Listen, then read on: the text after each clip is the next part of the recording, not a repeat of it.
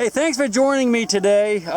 This is going to be the first of a short series of equipment that I use for my river treasure adventures. I've had some people ask me about boots and about masks and snorkels.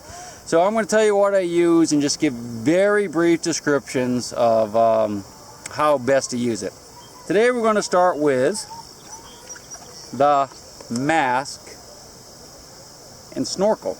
Okay, a couple of things you want to look for in a mask. Get a mask that is, nice and soft here and it's not made out of a hard rubber. This is one that I buy off of Amazon.com, and I'll put up that link before. This is actually my second one. I lost the first, but I really like this and I would buy this again, mainly because it's nice and soft here and it's not terribly expensive.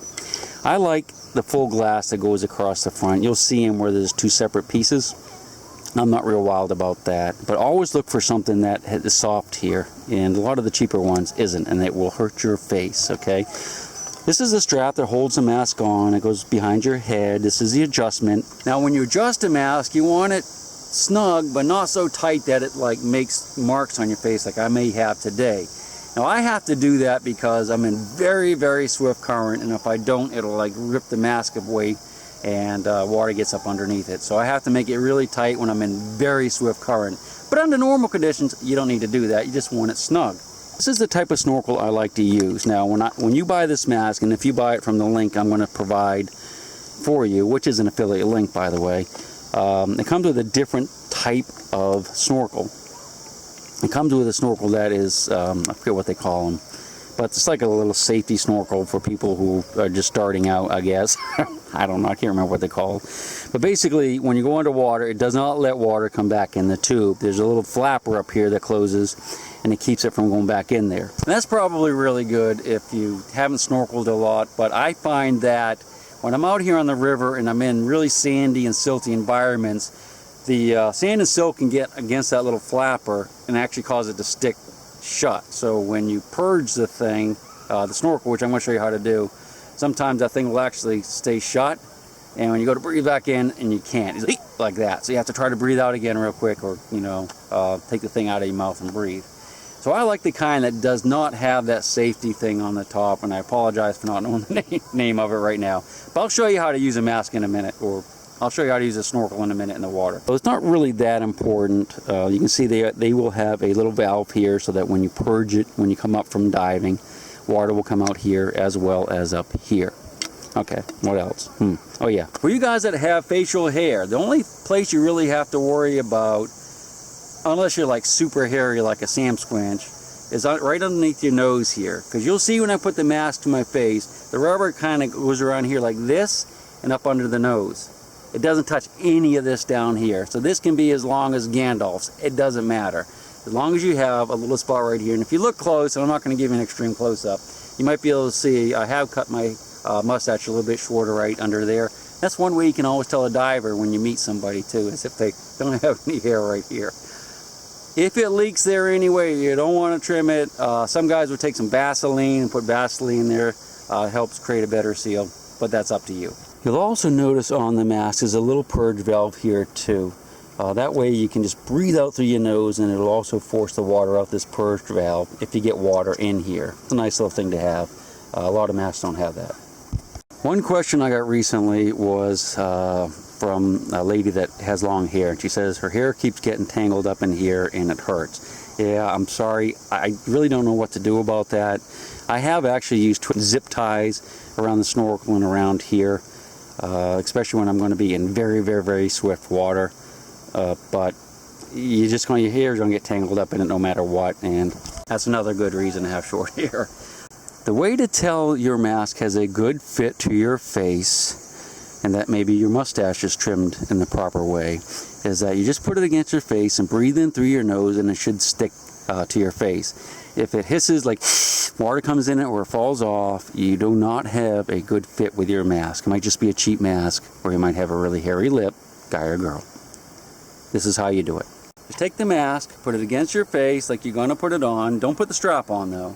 And breathe in through your nose like that, and it should just stick to your face even when you let go of it with your other hand. Just like this.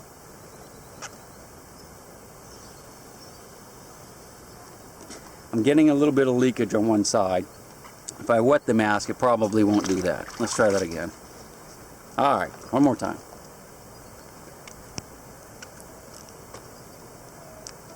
That's pretty good. So if you do that and the mask won't stay on, or it goes like a lot, then you have a problem with it fitting your face. Anti-fogging. I've said this a million times, I'm going to tell you again. One of the biggest problems you're going to have with fogging is because your face is hot and the water is much cooler. So before you get in the water, always cool your face down. Stick your head under water, splash your face with water. You may have to do it 5 or 6 times or a bunch of times when you're swimming around. I spit in the mask, swirl it around a little bit, and that does help. Helps best if you can do it first when it's dry. Some people will use toothpaste, or they say shaving cream, which is great and it might work, I don't know, but I don't carry that with me on the river, so I don't use it. I mean, I could do it at home if I remembered, but once you get out here, you're done. You're back to spit.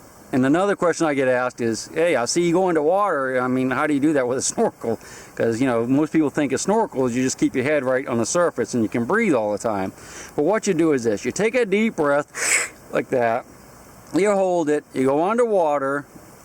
The water will go in your snorkel if you have the type I have, or it may not if you have the other kind. Then what you do is when you come up and you still have that full lung full of air, as you exhale forcefully like that, and the water will either shoot out the valve in the bottom or come out the top, and your snorkel will be free of water and you can start breathing again. So deep breath, go underwater. When you come back up, you can just start breathing. That's all there is to it. Now I'm going to try to do this right here. The water's not very deep, but you'll just get a basic idea, and holding the camera is not going to be easy, of what I mean about breathing out. So mask on,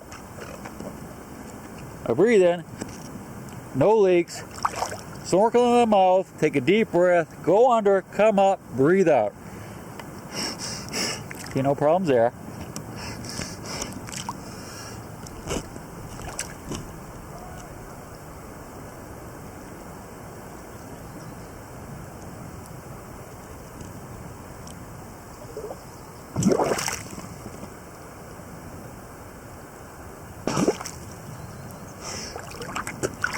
And see, I had to do that twice. First time I did, I still had a little bit of water in there and it was like gurgling a little bit. So I went ahead and just took a shallow breath and did it again. But that's how you purge a snorkel when you come back up. Chig has his ChiggsArmy t-shirt on. ChiggsArmy. So if you like my videos, don't forget to like and subscribe. It's very important to subscribe. People think it isn't, but it really is. It means a lot to me, and it helps with the rankings and stuff too. And makes my haters mad, and it's always nice to make the haters mad. So lots of subs. I really appreciate everything. We'll talk about boots next time. If you have anything else you want me to talk, boots and digging bags for the river, and anything else you want to talk about, leave it in the comments and I'll try to get to it within the next couple weeks, promise. See you next time.